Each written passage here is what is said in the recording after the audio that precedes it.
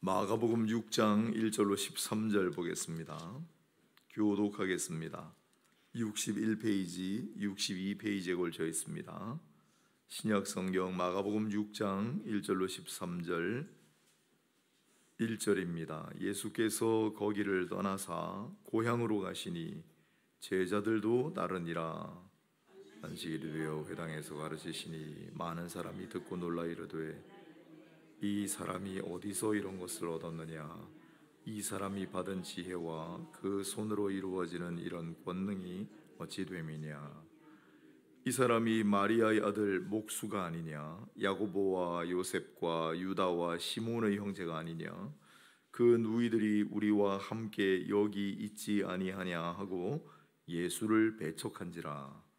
예수께서 그들에게 이르시되 선지자가 자기 고향과 자기 친척과 자기 집 외에서는 존경을 받지 못함이 없느니라 하시며, 거기서는 아무 권능도 행하실 수 없어 다만 소수의 병자에게 안수하여 고치실 뿐이었고 그들이 믿지 않음을 이상히 여기셨더라.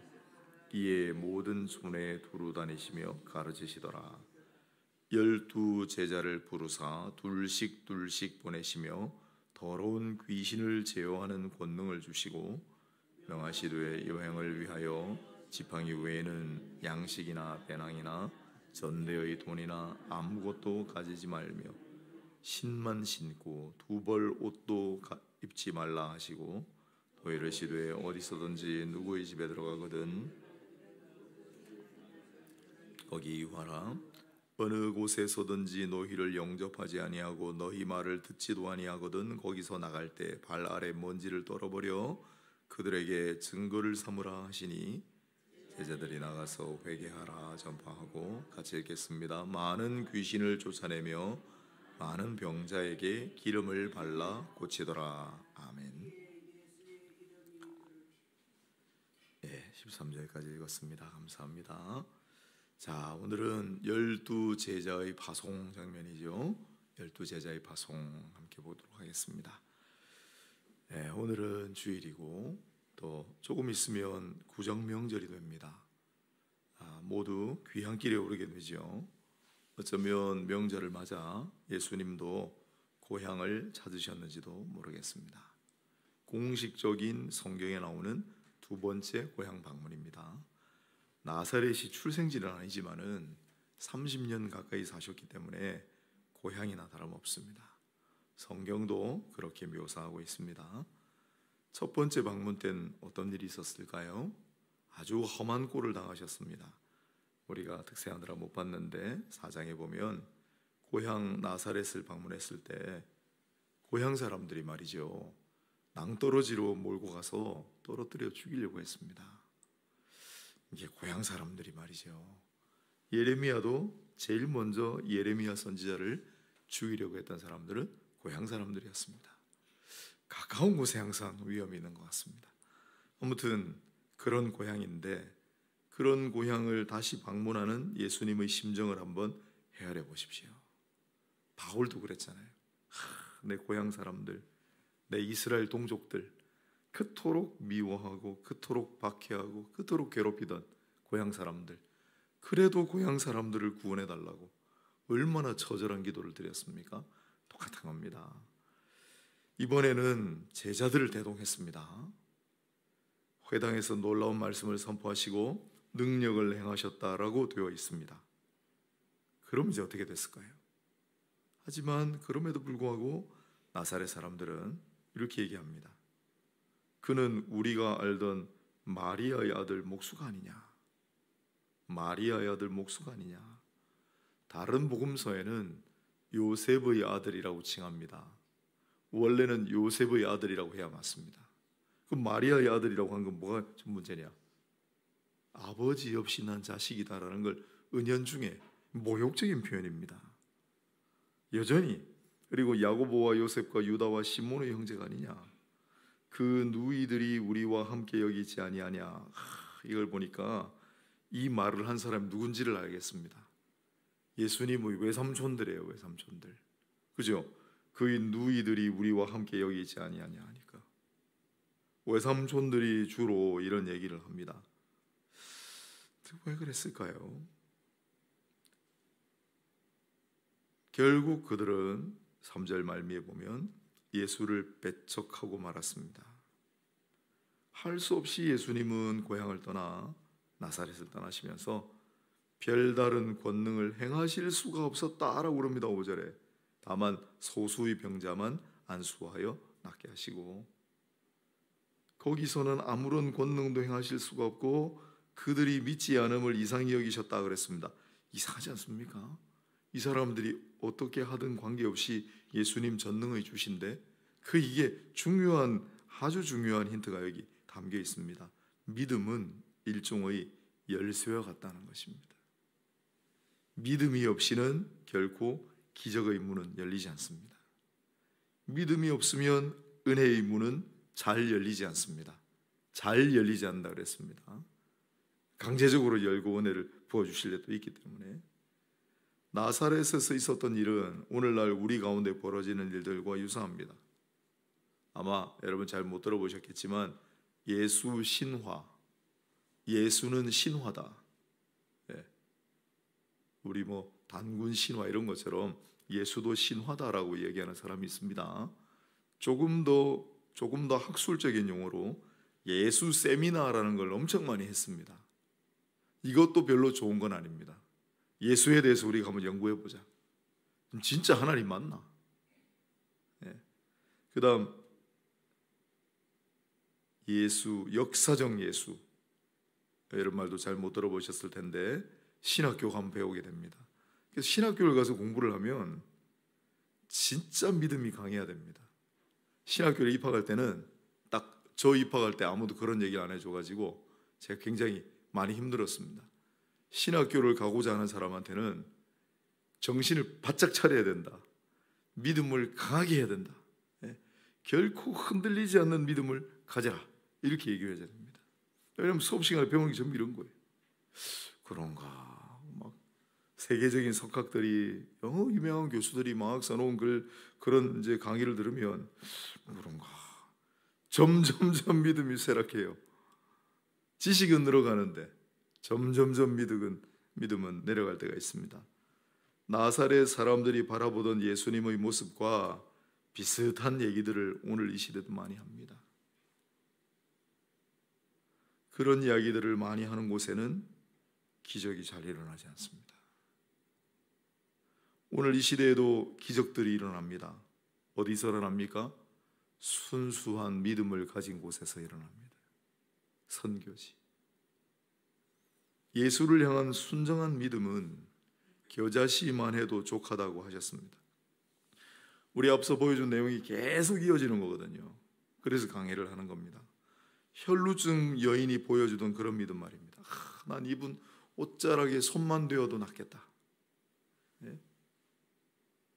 그 순정한 믿음 말입니다. 겨자씨만 해 보여도 너희 그 순수한 믿음만 있으면 이 산더러 저 산으로 옮겨지라고 할지라도, 뽕나무가 뿌리째 뽑혀 바다에 심겨지라 할지라도 그건 예죠. 그렇게 될 것이다. 너희가 능치 못할 일이 없을 것이다 라고 예수님 말씀하셨습니다. 할 수 있거든이 무슨 말이냐? 믿는 자에게는 능치 못하심이 없느니라 그랬습니다. 예수님을 믿으십시오. 권능의 문이 열리기를 바랍니다. 예수님을 신뢰하십시오. 거룩한 문이, 비밀의 문이 여러분 앞에 열리기를 축복합니다. 로아가 계속 오는데, 오늘도 제가 못 보고 지나왔는데 엄마하고 손잡고 버스터에서 내려서 로아는 앞으로 훌륭한 사람이 되거라. 이게 믿음이 전해지는 건데, 이런 믿음이 중요해요. 엄마하고 새벽기도 손잡고 추운데 교회 조금 걸어오고 버스 타고 오는 걸 잊어먹겠습니까 평생?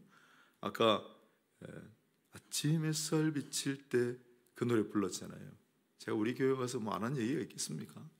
황금찬 시인이 작사한 노래예요. 황금찬 시인 아세요? 예전에 명절만 되면은 꼭 인터뷰하셨어요. 왜냐하면 우리 사회 아주 어른이었으니까 돌아가셨습니다만은. 황금찬 시인, 모자 쓰고 항상. 그 황금찬 시인이 강원도 사람인데 아주 어릴 때 부흥회가 열렸어요. 그 교회에. 그 집이 진짜 못 살았어요. 가난했습니다. 그런데 엄마 아빠가 믿음이 좋았어요. 할머니가 믿음이 좋았어요.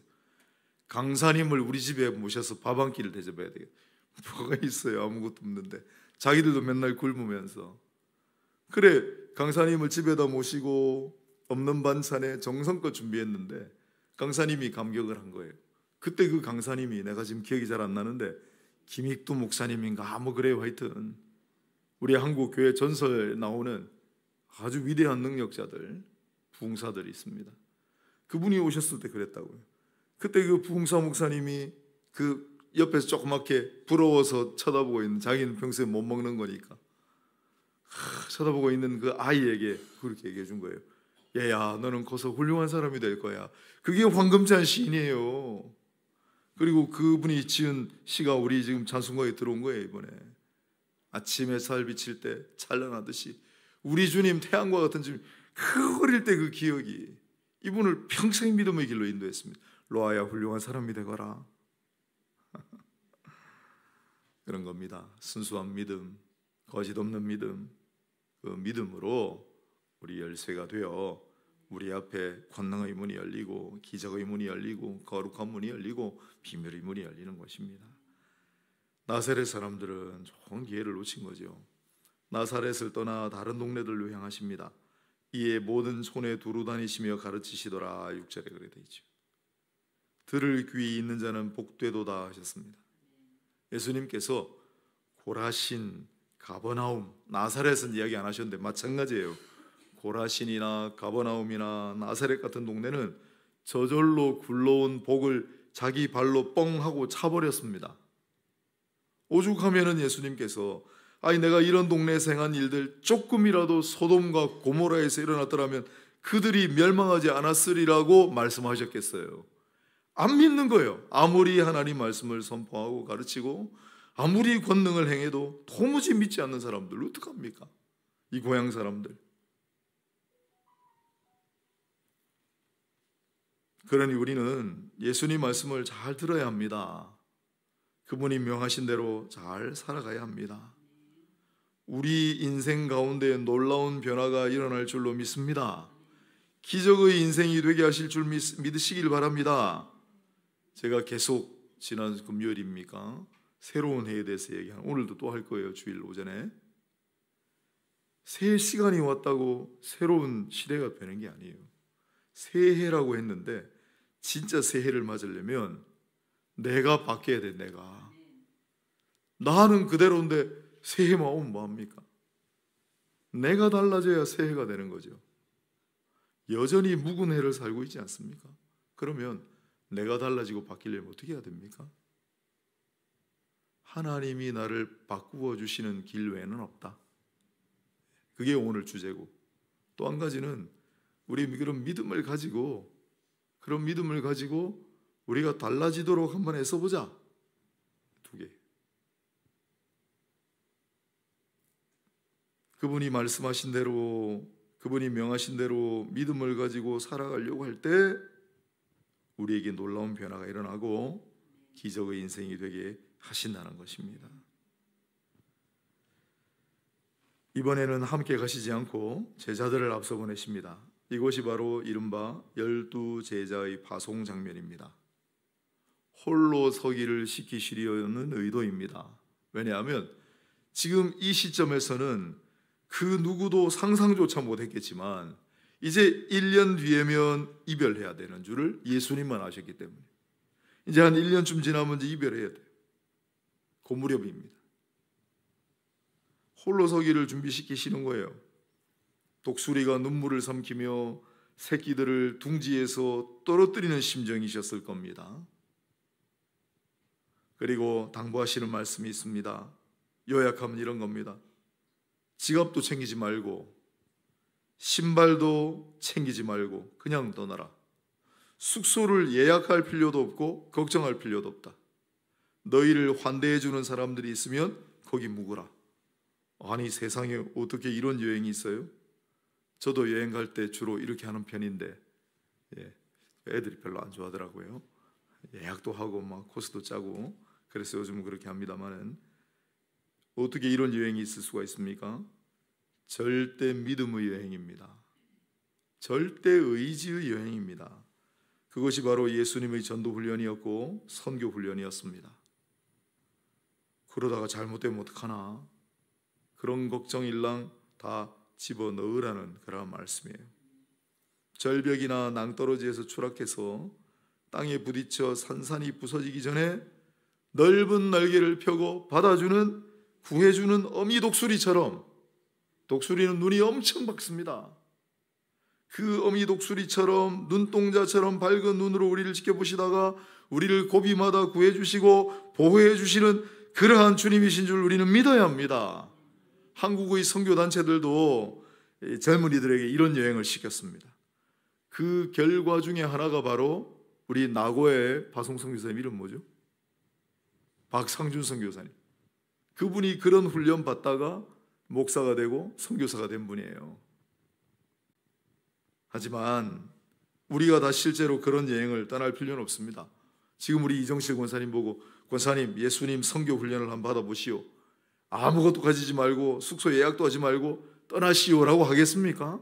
다 그런 실제 여행을 떠날 필요는 없지만 어차피 우리 인생이라는 것이 모종의 여행인지라 우리는 날마다 이런 마음가짐으로 여정을 나서는 나그네여야 하는 겁니다. 아무것도 두려워하지 말고 그런 거 챙길 필요 없이 이렇게 사는 사람들이 사실 목사죠.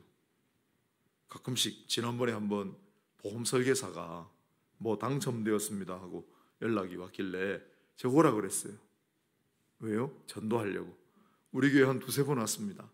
대화하다가 엄청 답답했던 모양이에요. 나중에는 자기 그 상사를 데리고 왔어요. 책임자를 데리고 왔는데 그분도 엄청 답답했어요. 왜냐하면 뭐 저축해 놓은 게 있습니까? 없습니다. 집은 있습니까? 집도 없습니다. 아무것도 없다니까 뭐 믿고 사시냐고. 그게 내가 목사다 그렇죠.